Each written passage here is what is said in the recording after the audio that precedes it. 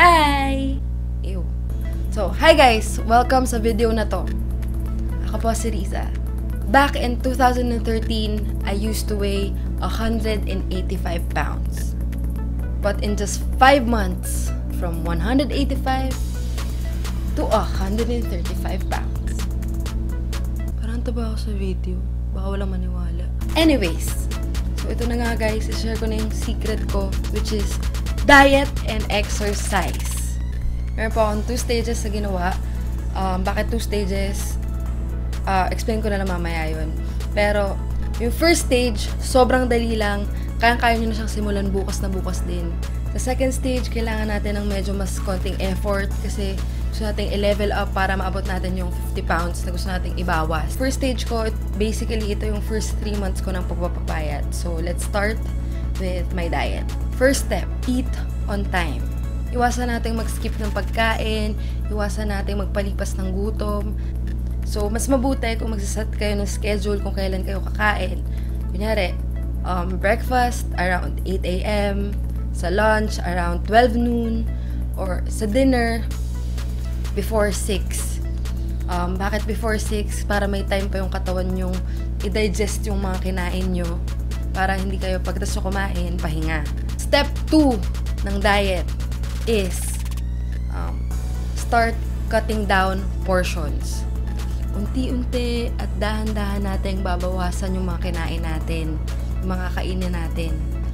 Bakit dahan-dahan at unti-unti? Kasi para less pressure at di tayo mabigla. Yung tipong pagising natin, oh my god, no rice na ako bukas. Ginawa ko na yun. 3 days lang tumagal. Sa breakfast, pwede kayong kumain mabusog. Pwede kayong mabusog. Hindi necessarily kakain kayo ng sobrang dami.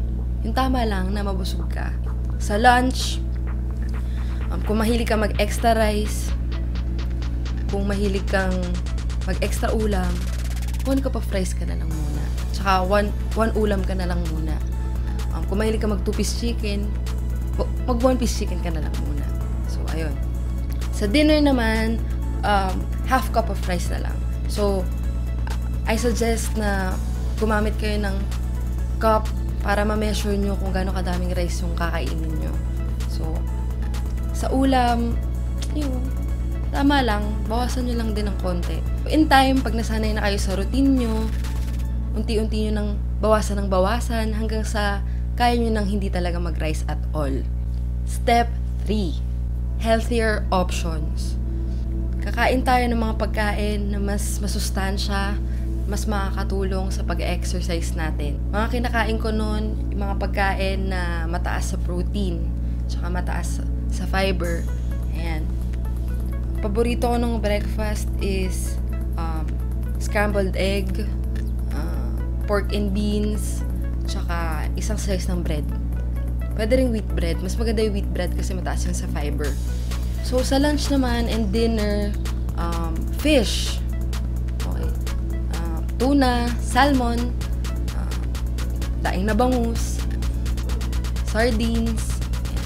Sa chicken, yung healthiest part ng chicken is chicken breast. Pork and beef naman, magandang kainin ng sa pork and beef is yung mga laman na wala masyadong taba. So, tenderloin, yung ground beef and pork na walang masyadong taba. So, of course, gulay. Ang gulay, kahit gaano kadami kang kainin na gulay, bukod sa masustansya yon, mababa yun sa calories. So, pag nagugutom ka, pwede mo yung kainin. Salad ka, mag-vegetable salad ka. Fruits. Kasi mababa rin yun sa calories. Kapag hindi ka pa satisfied sa kinain mo, pwede mo yung gawing snacks. Pwede mong gawing dessert. Yun yung diet ko first 3 months ko. So, let's go with my exercise. Ang exercise ko is madali lang din kasi mas flexible. Ikaw bahala kung saan mo gustong gawin. Ikaw bahala kung anong oras mo gustong gawin. Ang ginagawa ko lang sa exercise ko is walking and jogging. At least 1 hour, 5 times a week. Kapag nagsawa na ako mag-walking and jogging, gumagawa lang ako ng ibang activities. Pwede kayo mag-sports, volleyball, badminton, basketball. Actually, nakikipaglaro ako ng basketball. Shooting lang. Kasama yung mga kaibigan ko. Tapos ako pinaghabol nila ng bola. Kasi mahal na mahal nila ako eh. I-take advantage yung mga task na maliliit na pwede kayong mag-burn. Katulad ng imbis na mag-take kayo ng elevator or escalator, mag-stairs na lang kayo. Or imbis na mag-tricycle kayo pa uwi, lakarin nyo na lang hanggang bahay nyo. Yung maliliit lang na task, makakatulong yun para mag-burn kayo ng extra fats. Kasi sayang yung mga ganun eh. So that's it for my stage 1. Yun lang ginawa ko for 3 months. Ganun lang siya kadali. Pero sa 3 months na yun, nakabawas ako at least 20 pounds. So 20 pounds na agad yun lang ginawa ko. Actually, nung nalaman ko na nakabawas ako ng 20 pounds, na-excite ako. So sabi ko, this is it. This is the moment. This is the time. Dito na pumapasok yung stage 2. Maganda rin yung nag-level up tayo sa stage 2 kasi ang katawan natin, kapag nasanay na sa routine, mas bumabagal yung process ng pagbaburn. Basically, same principles pa rin ng stage 1. Okay? Yung mga kinakain ko, ganun pa rin. Mataas sa protein, as much as possible. Pero, once in a while, pwede mo pasukan to ng mga pagkain na gusto mong kainin. Tawag sa diet na ginawa ko is 1,200 calorie diet. Normally, ang calorie intake natin per day is around 2,000 sa babae and 2,500 sa lalaki. So, parang kinot mo siya almost a half. Ang pwede mo nang kainin na calories sa buong araw is 1,200 calories. So, parang ganito yung itsura ng diet plan ko. Sinusulat ko lang to sa notepad. Yung calorie count, nahanap ko yun sa Google o kaya sa likod ng label ng mga pagkain sa nutrition facts. Tapos, yung mga kakainin ko, tsaka mga bala kong kainin, pinaplan ko na yun ahead of time. Kunyari ito, breakfast, gusto ko mag-oatmeal, that's equals to 158 calories. Isang banana is equals to 89 calories. And so on and so forth. Sa lunch, tsaka sa dinner, add mo lang yun ang i-add hanggang sa mabuo mo yung total. Kunyari, may spare ka pa, pwede ka pa mag-snacks, o pwede ka pang uminom ng beverage. Basta, mabuo mo yung maximum mo na 1,200 calories. Gandun lang, 1,200 calories. Kailangan mo lang maging wise sa mga choices mo ng pagkain.